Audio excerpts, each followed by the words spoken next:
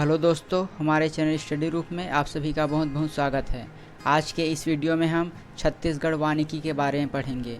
छत्तीसगढ़ वानिकी के अंतर्गत संचालित विभिन्न प्रकार के संस्था, साथ ही वनों का वर्गीकरण और आर्थिक सर्वेक्षण में दिए गए कुछ महत्वपूर्ण तथ्यों पर चर्चा करेंगे। तो चलिए स्टार्ट करते हैं। सबसे पहले प्रदेश में वनों का क्षेत्रफल 59,772 वर्ग किलोमीटर है। प्रदेश के कुल भौगोलिक क्षेत्रफल का यह 44.2% है। इन सभी आंकड़ों को हमें याद रखना है कि प्रदेश में वन का क्षेत्रफल 59,772 वर्ग किलोमीटर है, जो कि कुल भौगोलिक क्षेत्रफल का 44.2% है। अगर हम राज्य में वनों की स्थिति देखें तो यह भारत के कुल वन क्षेत्रफल का 4.1% है। राज्य में वनावरण की दृष्टि से छत्तीसगढ़ तीसरे स्थान पर है। पहले स्थान पर मध्य प्रदेश है, दूसरे स्थान पर अरुणाचल प्रदेश और तीसरे स्थान पर छत्तीसगढ़ आता है। वन स्थिति रिपोर्ट 2019 के अनुसार अगर हम छत्तीसगढ़ राज्य में वनों की स्थिति की बात करें तो वन स्थिति रिपोर्ट 2019 के अनुसार छत्तीसगढ़ राज्य क्षेत्रफल की दृष्टि से तीसरा सर्वाधिक क्षेत्रफल वाला राज्य है। मध्य प्रदेश, अरुणाचल प्रदेश के बाद छत्तीसगढ़ तीसरा राज्य है। और अगर हम वन क्षेत्रफल की बात करें तो वन स्थिति रिपोर्ट 2019 के अनुसार राज्य में वनों का क्षेत्रफल है 55,611 वर्ग किलोमीटर। तो इस तथ्य को हमें याद रखना है, यह अत्यंत महत्वपूर्ण है कि वन स्थिति रिपोर्ट 2019 के अनुसार राज्य में वनों का क्षेत्रफल 55,611 वर्ग किलोमीटर है, जबकि आर्थिक सर्वेक्षण के अनुसार राज्य में वनों का क्षेत्रफल 59,772 वर्ग किलोमीटर है। अगर हम सकल घरेलू उत्पाद में वानिकी का हिस्सा देखें तो 2019-20 के अनुसार जो कि अग्रिम रूप से अनुमानित की गई है वह है 2.91%। तो इस तथ्य को हमें याद रखना है कि सकल घरेलू उत्पाद में वानिकी का हिस्सा 2019-20 के अनुसार 2.91% है। इसके बाद हम वनों का वर्गीकरण देखते हैं। वनों को मूलतः 3 वर्गों में विभाजित किया गया है। पहले वर्ग के अंतर्गत आता है आरक्षित वर्ग, दूसरा वर्ग है संरक्षित वर्ग और तीसरा वर्ग है अवर्गीकृत वर्ग। पहले वर्ग आरक्षित वर्ग के अंतर्गत राज्य में कुल वनों का क्षेत्रफल है 25,782.17 वर्ग किलोमीटर, जो कि प्रतिशत की दृष्टि से सबसे अधिक है, वह है 43.13%। आरक्षित वन के अंतर्गत राष्ट्रीय उद्यान और अभ्यारण्य आते हैं। तो राज्य में कुल आरक्षित वनों का क्षेत्रफल 25,782.17 वर्ग किलोमीटर है, जो कि प्रतिशत की दृष्टि से 43.13% है। अगर हम संरक्षित वनों की बात करें तो संरक्षित वनों में आरक्षित वन की तुलना में कुछ छूट दी जाती है। तो राज्य में संरक्षित वन का कुल क्षेत्रफल है 24,036.10 वर्ग किलोमीटर। अगर हम प्रतिशत की दृष्टि से देखें तो यह कुल वन क्षेत्रफल का 40.22% है, जबकि अवर्गीकृत वन के अंतर्गत राज्य में 9,954.13 वर्ग किलोमीटर क्षेत्रफल आता है और यह प्रतिशत की दृष्टि से 16.65% है। राज्य में कुल वन क्षेत्रफल की बात करें तो हमने देखा कि यह 59,772.40 वर्ग किलोमीटर है। अब हम अगला देखते हैं प्रजातीय बहुलता के आधार पर वनों का वर्गीकरण। प्रजातीय बहुलता के आधार पर वनों को 3 वर्गों में विभाजित किया गया है। पहला वर्ग है मिश्रित वन, जो कि सर्वाधिक मात्रा में है। मिश्रित वन के अंतर्गत आम, बरगद, जाम ये सभी के वृक्ष आते हैं। तो राज्य में प्रजातीय बहुलता के आधार पर मिश्रित वनों का क्षेत्रफल सर्वाधिक है और यह प्रतिशत 43.52% है। परीक्षा की दृष्टि से यह महत्वपूर्ण है। परीक्षा में यह पूछा जा चुका है कि प्रजातीय बहुलता के आधार पर राज्य में सर्वाधिक वन कौन सी श्रेणी के हैं। तो मिश्रित वन सर्वाधिक मात्रा में है, जो कि 43.52% है, जबकि दूसरे स्थान पर आता है साल वन या सरई वन, जिसका प्रतिशत है 40.56%। अगर हमें पूछा जाए कि राज्य में सर्वाधिक वन कौन से वन पाए जाते हैं तो साल वन जो है राज्य में सर्वाधिक पाए जाते हैं, जो कि 40.56% है। साल वन राज्य का राजकीय वृक्ष है और बस्तर में सर्वाधिक साल वन पाए जाते हैं, इस कारण इसे साल वनों का द्वीप कहा जाता है। हमारे राज्य में उच्च श्रेणी के साल वन पाए जाते हैं, जो कि केशकाल घाटी, कोंडागांव में पाए जाते हैं। तो इन सभी बिंदुओं को हमें याद रखना है कि राज्य का जो राजकीय वृक्ष है वह साल वन है, जो कि 40.56% है और यह राज्य में पाए जाने वाले सर्वाधिक वन हैं। और बस्तर को साल वनों का द्वीप कहा जाता है, जबकि सर्वोच्च किस्म का साल वन केशकाल घाटी, कोंडागांव में पाया जाता है। अगला वृक्ष है सागौन वन, जो कि प्रजातीय बहुलता के आधार पर इसे वर्गीकृत किया गया है। राज्य में सागौन वन का प्रतिशत है 9.42%। राज्य में सर्वोच्च किस्म का सागौन वन खुरसेल घाटी, नारायणपुर में पाया जाता है। एक अन्य वर्गीकरण है जो कि जलवायु के आधार पर वर्गीकृत किया गया है। राज्य में वनों को जलवायु के आधार पर 2 वर्गों में वर्गीकृत किया गया है। पहला वर्गीकरण है उष्णकटिबंधीय आर्द्र पर्णपाती वन, जबकि दूसरा वर्गीकरण है उष्णकटिबंधीय शुष्क पर्णपाती वन। राज्य में उष्णकटिबंधीय शुष्क पर्णपाती वन का प्रतिशत सर्वाधिक है जो कि 51.65% है, जबकि जो बचा 48% वह उष्णकटिबंधीय आर्द्र पर्णपाती वन के अंतर्गत आता है।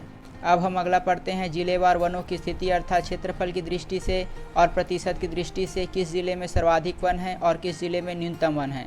तो क्षेत्रफल की दृष्टि से सर्वाधिक वन है नारायणपुर जिले में, जबकि प्रतिशत की दृष्टि से अगर हम बात करें तो सर्वाधिक वन है बस्तर और नारायणपुर, इन दोनों जिलों में प्रतिशत की दृष्टि से सर्वाधिक वन है।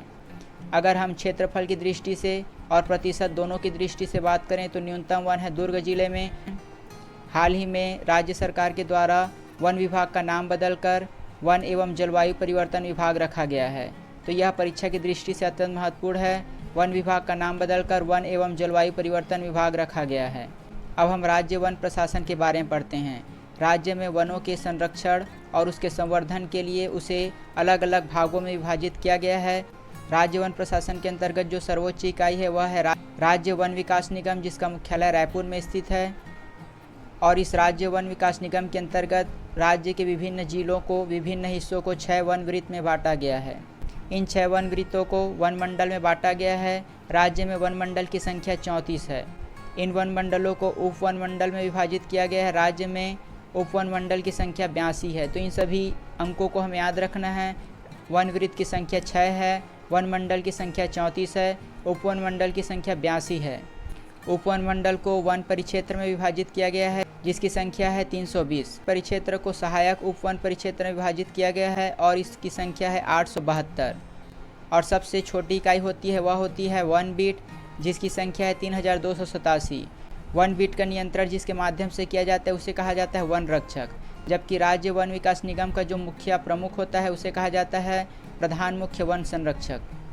इसके बाद हम वन वृत्तों को क्षेत्रफल की दृष्टि से घटते क्रम में देखते हैं कि सबसे बड़ा वन वृत्त कौन सा है और सबसे छोटा वन वृत्त कौन सा है।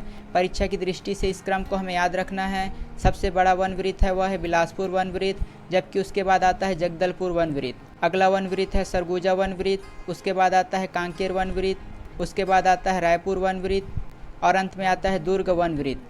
दुर्ग वन वृत्त क्षेत्रफल की दृष्टि से सबसे छोटा वन वृत्त है, जबकि बिलासपुर वन वृत्त क्षेत्रफल की दृष्टि से सबसे बड़ा वन वृत्त है। इस क्रम को हमें याद रखना है क्योंकि परीक्षा में यह पूछा जा सकता है कि वन वृत्त क्षेत्रफल को घटते क्रम में लिखिए। तो हमें याद रखना है कि बिलासपुर वन सबसे बड़ा है, उसके बाद जगदलपुर, उसके बाद सरगुजा, उसके बाद कांकेर, उसके बाद रायपुर और अंत में आता है दुर्ग वन वृत्त जो कि सबसे छोटा वन वृत्त है। अगला हम राज्य में संचालित विभिन्न प्रकार के संस्था के बारे में पढ़ते हैं। राज्य में विभिन्न संस्थाएं संचालित है जिसके माध्यम से वनों का संरक्षण और संवर्धन का कार्य किया जाता है। साथ ही विभिन्न प्रकार के अनुसंधान केंद्र और प्रशिक्षण केंद्र भी राज्य में स्थित हैं। छत्तीसगढ़ राज्य वन विकास निगम जो राज्य में वनों के संरक्षण और संवर्धन के लिए सबसे बड़ी संस्था है और इस इकाई का जो गठन है, स्थापना वह मई 2001 में की गई थी और इसका जो मुख्यालय है वह रायपुर में है और इसके जो प्रमुख है उन्हें कहा जाता है प्रधान मुख्य वन संरक्षक। जबकि जो अगली संस्था है वह है छत्तीसगढ़ जैव विविधता बोर्ड, जिसका गठन 2006 में किया गया है। इस तिथि को हमें याद रखना है। छत्तीसगढ़ जैव विविधता बोर्ड का गठन 2006 में किया गया है और इसका जो अध्यक्ष होता है वह होते हैं वन मंत्री। छत्तीसगढ़ राज्य जैव भौगोलिक दृष्टि से डेक्कन जैव क्षेत्र में शामिल है। राज्य के वन अनुसंधान केंद्र जो कि बिलासपुर, रायपुर और जगदलपुर में हैं। परीक्षा की दृष्टि से यह महत्वपूर्ण है, हमें याद रखना है कि राज्य में वन अनुसंधान केंद्र बिलासपुर, रायपुर और जगदलपुर में स्थित है, जबकि राजीव स्मृति वन जो कि रायपुर और बिलासपुर में स्थित है। इन सभी स्थानों को हमें याद रखना है। वन रक्षक प्रशिक्षण संस्थान जो कि महासमुंद, शक्ति और जगदलपुर में स्थापित है, जबकि वनपाल प्रशिक्षण संस्थान जो कि जगदलपुर में स्थित है। राज्य में वन विद्यालय भी संचालित है जो कि अंबिकापुर, कवर्धा और भानु प्रताप में स्थित है। कि छत्तीसगढ़ राज्य जो कि औषधीय पौधों के लिए एक विपुल राज्य है। छत्तीसगढ़ राज्य को हर्बल स्टेट के रूप में घोषित किया गया है जो कि 4 जुलाई 2001 में घोषित किया गया है। तो इसे हमें याद रखना है। छत्तीसगढ़ हर्बल स्टेट की घोषणा 4 जुलाई 2001 में की गई थी। औषधीय पौधों के संरक्षण और संवर्धन के लिए विभिन्न प्रकार के कार्यक्रम संचालित किए गए हैं, जिसके अंतर्गत नवंबर 2019 में रायपुर में राज्य स्तरीय परंपरागत वैद्य सह प्रशिक्षण कार्यक्रम संचालित किया गया है। इसे हमें याद रखना है कि इसका संचालन जो है रायपुर में हुआ था और नवंबर 2019 में हुआ था। आर्थिक सर्वेक्षण 2019-20 में वर्णित है। होम हर्बल गार्डन योजना अंतर्गत 18 वन मंडल में 25.79 लाख औषधीय पौधे का वृक्षारोपण किया गया। तो इसे हमें याद रखना है कि होम हर्बल गार्डन योजना अंतर्गत 18 वन मंडल में 2019-20 में 25.79 लाख औषधीय पौधे का वृक्षारोपण किया गया, जबकि 6 क्षेत्रों को औषधीय पौधे संरक्षित क्षेत्र के रूप में स्थापित किया गया। इन 6 औषधीय पौधा संरक्षित क्षेत्र में पहला क्षेत्र है बस्तर, उसके बाद है कटघोरा और पश्चिम भानुप्रताप के अंतर्गत 4 क्षेत्रों को औषधीय पौधे संरक्षित क्षेत्र के रूप में स्थापित किया गया है। छत्तीसगढ़ राज्य औषधीय पादप बोर्ड के द्वारा 14 हर्बल गार्डन की स्थापना की गई है। तो यह परीक्षा की दृष्टि से अत्यंत महत्वपूर्ण है। परीक्षा में पूछा जाता है हर्बल गार्डन की संख्या, तो हमें याद रखना है कि वित्तीय वर्ष 2019-20 में छत्तीसगढ़ राज्य औषधीय पादप बोर्ड के द्वारा 14 हर्बल गार्डन की स्थापना की गई है। हर्बल उत्पाद विक्रय केंद्र का भी संचालन किया जा रहा है। रायपुर रेलवे स्टेशन और स्वामी विवेकानंद विमानतल रायपुर में हर्बल उत्पादों की बिक्री के लिए विक्रय केंद्र की स्थापना की गई है और उसका संचालन किया जा रहा है।